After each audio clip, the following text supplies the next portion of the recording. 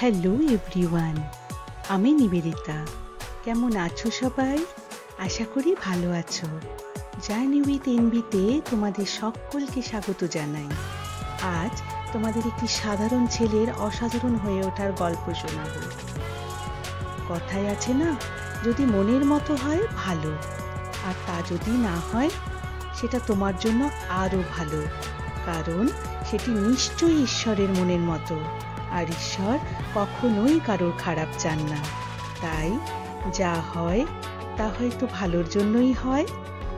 একটা ছোট্ট স্টোরি শোনাই তোমাদের। একবার এক ব্যক্তি একটি ইন্টারভিউয়ের জন্য গেল। অফিস বয়ের ইন্টারভিউ ছিল। যে ইন্টারভিউয়ার ছিল সে ওই ব্যক্তিটিকে নানাভাবে পরখ করে বলল যে আপনার ইন্টারভিউ হয়ে গেছে, কাইন্ডলি আপনার ইমেল আইডিটা দিয়ে যাবেন, আমরা আপনাকে কন্ট্যাক্ট করে নেব।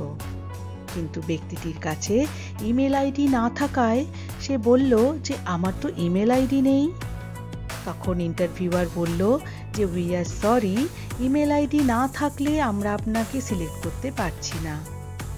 অসহায় রোজগারবিহীন একজন ব্যক্তি, যার কাছে আর কোনো অপশনই ছিল না, অগত্যা সেখান থেকে দুঃখী মন নিয়ে বেরিয়ে এলো। বুঝতে পেরে উঠছিল না যে জীবন কাটানোর জন্য সেটি কি করবে। তার পকেটে মাত্র $10 ছিল।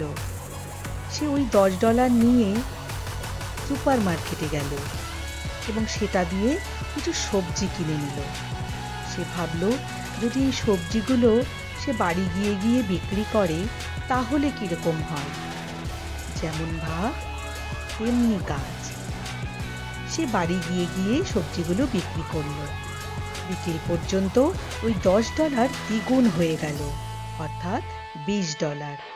সে ভাবল ঠিক আছে, আমার কাছে তো কোনো চাকরি নেই আর কোনো অপশানও নেই, তাহলে এই কাজটাই যদি কন্টিনিউ করি তাহলে ক্ষতি কি।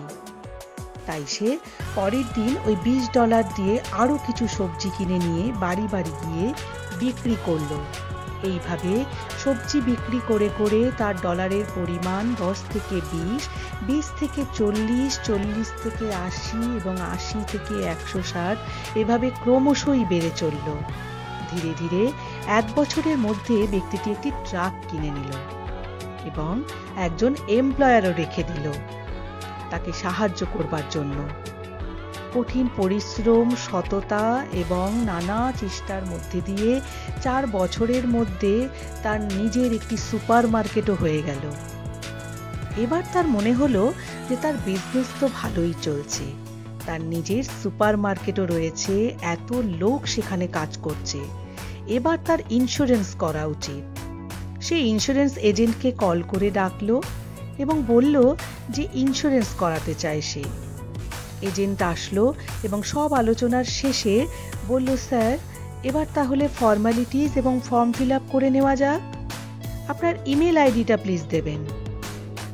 এবার মৃদু স্বরে সে বলল, একটু হেসে, যদি ইমেল আইডিটাই থাকতো তাহলে আমি হয়তো আজ এই জায়গায় থাকতাম না। যা হয় তা হয়তো ভালোর জন্যই হয়। আসলে কি জানো, জীবনে বহুবার পরাজয়ের সম্মুখীন হতে হয়। জীবনে বহুবার আমরা সেটা পাই না যেটা আমরা চাই।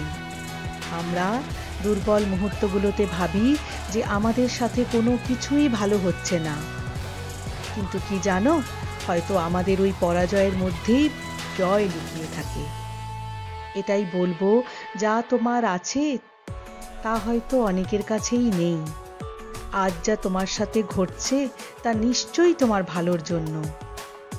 তাই চাপের মধ্যে থেকো না, অযথা চাপ নিও না, বরং করে দেখাও এমন কিছু যাতে দুনিয়া অগ্রসর হয় তোমার পিছু পিছু।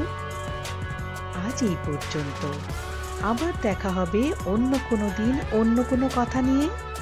ততক্ষণ ভালো থেকো, সুস্থ থেকো, ভালোবেসো নিজেকে, আর ভালো রেখো তোমার আপনজনদের।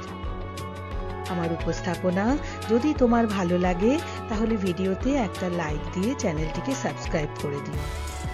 শেয়ার করো তোমার বন্ধু ও আপনজনদের সাথে, আর পাশে থাকা বেল আইকনটিকে অবশ্যই ক্লিক করো তাতে আমার ভিডিও তুমি কখনোই মিস করবে না। আজ তাহলে আসি, কেমন? রাধা রাধা।